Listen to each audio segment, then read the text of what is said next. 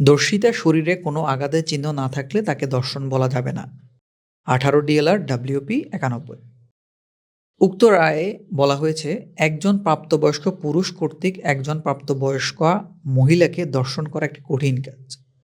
কেন কঠিন কাজ? কারণ হচ্ছে একজন পুরুষ যখন একজন স্ত্রীলোককে ধর্ষণ করতে যাবে, তখন স্ত্রীলোক অবশ্যই, যদি তার সম্মতি না থেকে থাকে, সে বাধা প্রদান করবে।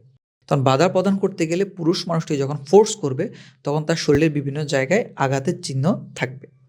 এ কারণে বলা হয়েছে, উপরন্তু কোনো নারীর ইচ্ছার বিরুদ্ধে তার সাথে যৌন সঙ্গম করা হলে সেই ক্ষেত্রে উক্ত নারীর দেহের বা শরীরের কোনো না কোনো অংশে জখম বা আঘাতের চিহ্ন থাকবে এবং এটা মেডিকেল রিপোর্ট দ্বারা সমর্থিত হবে।